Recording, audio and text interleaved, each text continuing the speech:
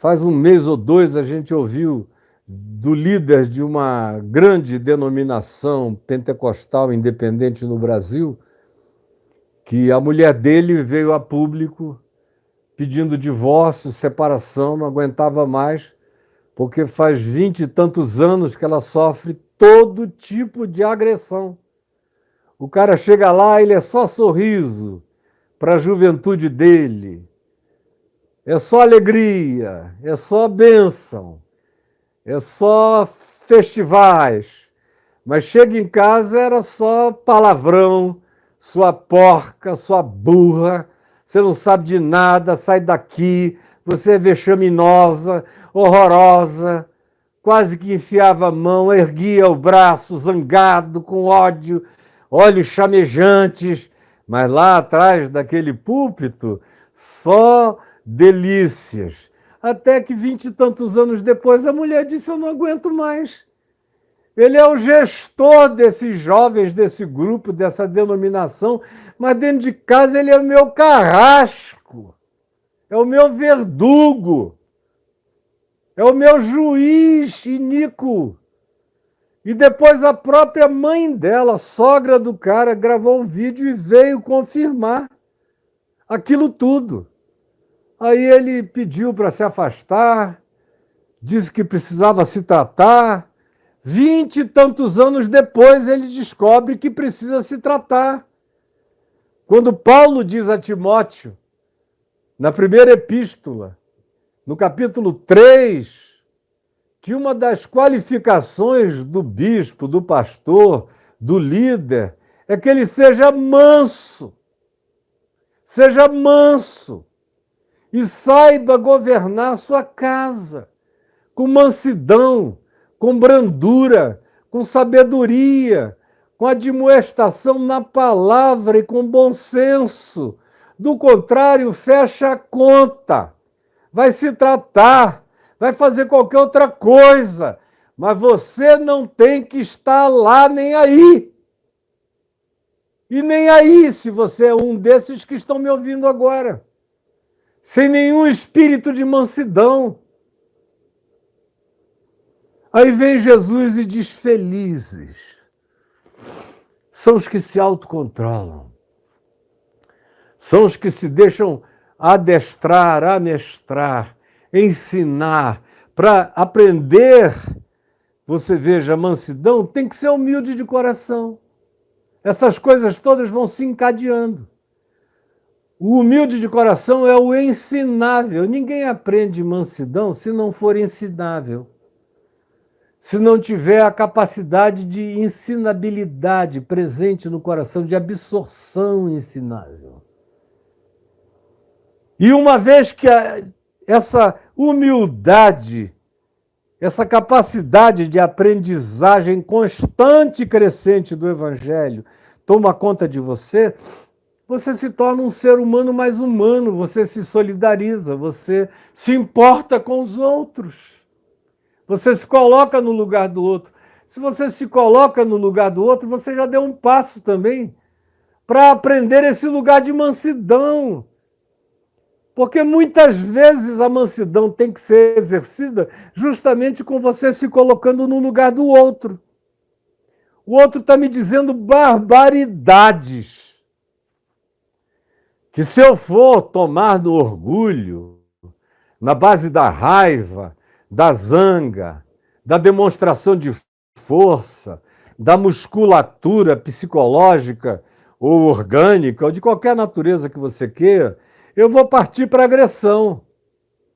Mas se eu já vier dessa jornada onde eu estou aprendendo o caminho da ensinabilidade, da humildade, o caminho da solidariedade, quando eu encontro o estúpido, eu não olho e não ouço só a estupidez imediata, a fala estúpida imediata. A gente vai aprendendo a dizer: meu Deus, quem é esse cara? Aí, se você não o conhece, você presta atenção um pouco. Ou, no máximo, você diz: por que você está me dizendo isso? E ouve. Ouve. Às vezes, se você conseguir ouvir 30 segundos, 1 minuto, Você entende as não razões dele, mas que para ele são as únicas razões que ele tem, porque a cabecinha dele é um negocinho mínimo, mínimo, mínimo, mínimo, mínimo. É um fragmento, é um cérebrozinho de nada, é um coitadinho. E aí você olha e diz, meu Deus, o que eu vou fazer? Ficar aqui nessa trocação é covardia. Aí você se coloca no lugar. Frequentemente, cada vez mais, quando os anos foram passando, passando, passando. No passado, quando eu me converti, eu tomei uma decisão. Podem fazer o que quiserem contra mim, que eu não vou responder. E eu vivi quase 30 anos assim. Aí depois de 98, 99, eu fiquei tomado de um sentimento de muita raiva por tanta injustiça perversa vindo sobre mim aos milhares, aos milhões. Mas ainda assim eu tentei me controlando. Eu falei, senão eu surto do surto deles. E eu não estou aqui para ficar doente da doença deles. Me ajuda, Senhor. E aí foi quando eu conheci a minha mulher. Ela me ajudou muito também. Não entra porque estão querendo isso de você. Não dá isso para eles. Eu fui recebendo aquilo que eu sabia em mim mesmo, que eu aprendi no Evangelho, eu aprendi com os meus pais, na prática do Evangelho, especialmente na vida do meu pai, foi o homem mais manso que pessoalmente eu já conheci, e era forte na mansidão dele. E agora eu estava desaprendendo pela raiva. E aí chega a minha mulher e diz, é isso que eles estão querendo de ti, não dá isso para eles, não dá. Você nunca deu, você é outra pessoa. Não deixe que eles tirem você do curso do seu caminho.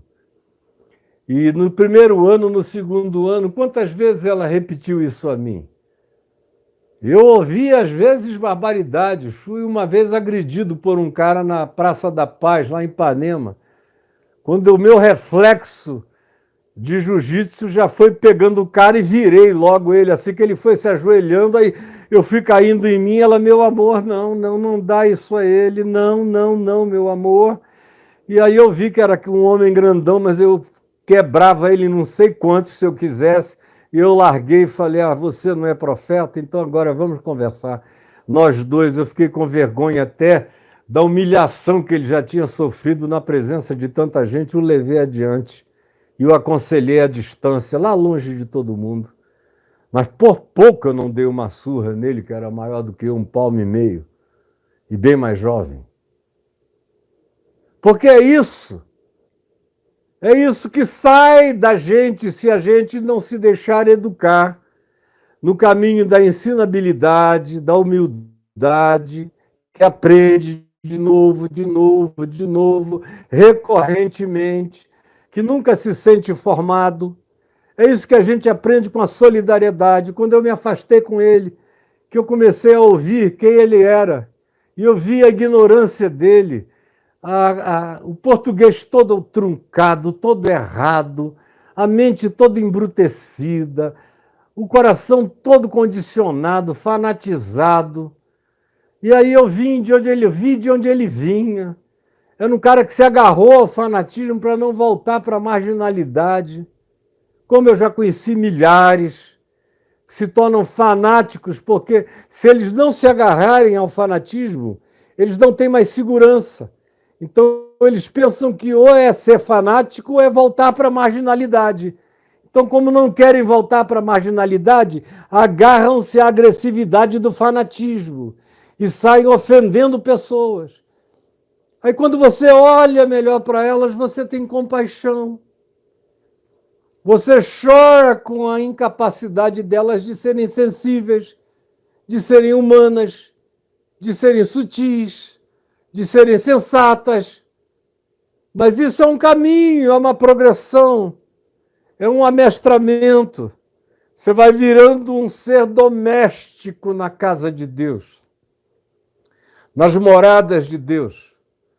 Você vai virando da família de Deus. Você vai se tornando um filho parecido com seu pai. Você vai aprendendo a dizer como Jesus: tudo aquilo que eu vejo meu pai fazer, isso mesmo eu faço. Ou tudo aquilo que eu ouvi do meu pai, isso vos tenho dado a conhecer. É só quando essa transfusão de ser, de espírito, de mente, de caráter, vai ganhando fluidez, é que a mansidão, o autocontrole, a mente de Cristo, as emoções, os sentimentos de Jesus vão tomando corpo em você.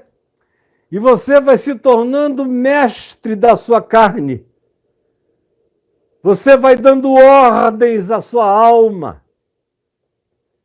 Você diz: o que está vendo contigo, minha alma? Você começa a encarnar o Salmo 42. Por que tu estás aflita? Por que tu estás com raiva, minha alma? Por que tu estás com vontade de quebrar a cara desse desgraçado? Para com isso. O desgraçado serás tu. Tu não estás vendo que qualquer coisa que tu faças vai te tornar pior do que aquele que te provoca? E é algo que você vai ter que aprender recorrentemente, diariamente, todos os dias da sua vida. Nunca se chega ao ponto de se poder dizer: isso aí ficou há muito tempo para trás na minha vida. Não. Nunca ficou nem ficará. Você tem que praticar, renovar a prática e se regozijar na herança dessa prática. Porque essa prática tem um galardão, tem uma herança.